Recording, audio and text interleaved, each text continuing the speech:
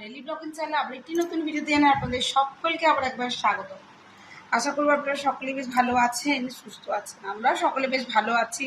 এখন অতটা গরম নেই, তবে আজ তো একদম হাড্ডাহাড্ডি লড়াই। ভোটের রেজাল্ট চলছে। আজকে 4 তারিখ, 4th মে। আজকে 4th মে, আজকে হয়ে গেল মানডে। আজকে যেহেতু রেজাল্ট, তার জন্য আজকে মিঠিকে স্কুল পাঠায়নি, যে কখন কোথায় কি হয় না হয়। আর মিঠির যে গাড়ি দাদা আছে, ওই বলল যে দেখুন আমার কোনো রিস্ক নেই, কিন্তু আপনারা বাচ্চা পাঠালে আপনাদের রিস্ক। সেই কারণে সেই ভয় আর পাঠায়নি, সত্যি কথা বলতে গেলে। আর সত্যি এখানে হাওয়া একদম ভালো না। যাই হোক, দিদি আজকে কাজ করে গেছে দেখি, সেই একটা। তো আমার পুজো করতে দেখুন এখন মাথা ভিজা, আমি গামছা বেঁধেই রেখেছি। পুজো টুজো করেছি, আর আপনাদের সঙ্গে এটা শেয়ার করে চলুন। আমার ঠাকুরঘরটা তো আপনারা আগেও দেখেছেন। কালকে সারাদিন আমরা সবাই মিলে খুব খাটনি হয়েছে। ঠাকুরঘরটা পরিষ্কার হয়েছে, মূর্তিটা করে বসিয়েছি। চলুন দেখাই, তারপরে সে রান্না কি করছি সেটা দেখাবো। বাকি এখন দেখিয়ে দিচ্ছি আপনাদেরকে টাইমটা। এখন দেখুন, দেখো কটা বাজে, 2:20 ওভার হয়ে গেছে। যাই হোক, এত দেরি হয়েছে।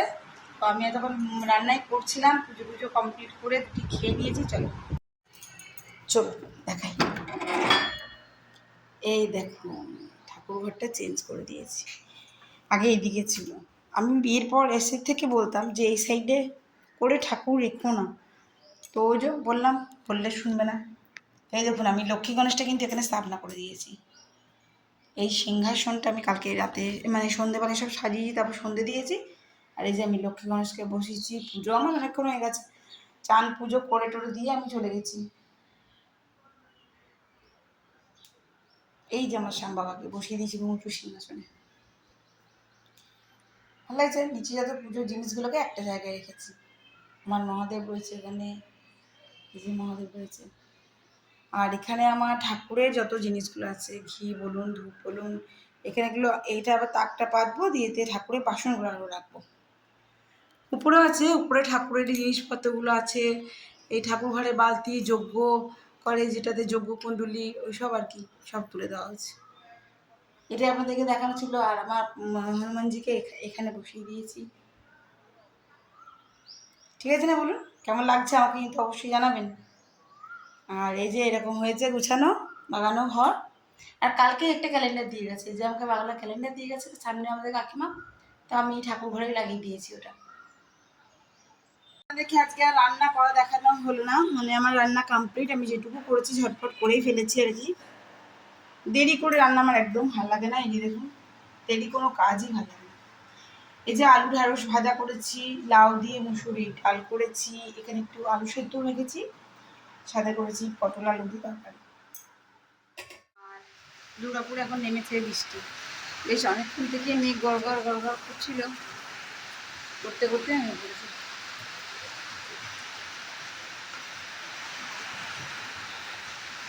এদিকে ভোটের রেজাল্ট একদম টান টান, দেখতেই পাচ্ছেন। পশ্চিমবাংলায় আমাদের তৃণমূল চলেই গেল, তো বিজেপি এখানে ঢুকে পড়লো লাস্ট, মানে শেষমেশ আর কি। তো যাই হোক, স্বাগত জানাই সকলে, মানে বিজেপিকে জানালাম স্বাগত আমার ব্লগিংয়ের মাধ্যমে। তো যাই হোক, 9 তারিখে শপথ গ্রহণ আছে। 9 তারিখ মানে 25শে বৈশাখ। তো এখন যাব আমি একটু, রাতে ডিনারটা করছি, তরকারিটা আছে, খাই একটু লুচি করবো। তোমার নিয়ে নেবো জোয়ান, নুন, চিনি, তেল। তেল ভালো রকম গরম হয়ে গেছে।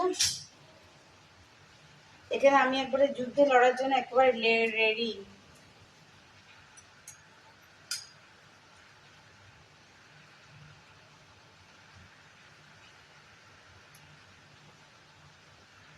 এই যে ছালটা ভালো ধুয়ে মুছে নিয়েছি, কেননা জল থাকলে আমার গায়ে এক্ষুনি ফুটে আসবে।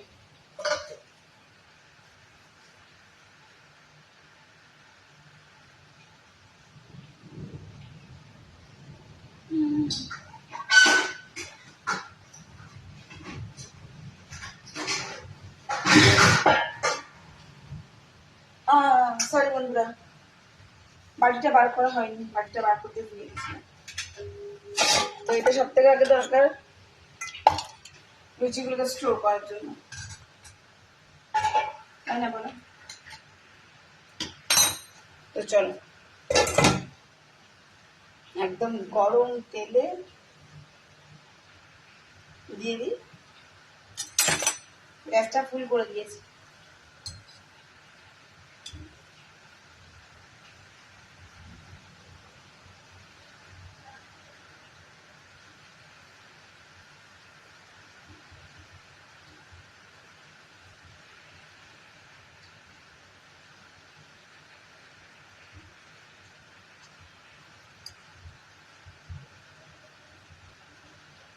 আজকে আমি একটু মশলাদার কচুরিটা করেছি, মানে লুচি করেছি, কচুরি করিনি।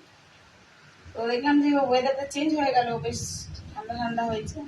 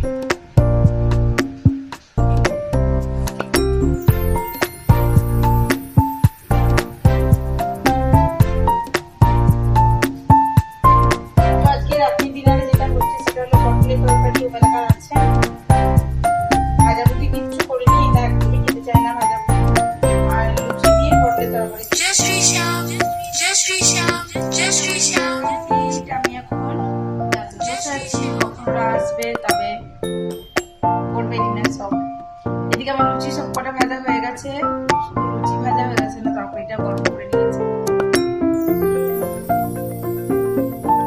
লুচি ভাজা, তরকারি গরম, চপ হয়ে গেছে। এদিকে বাইরে মেঘ চমকাচ্ছে, যার জন্য কি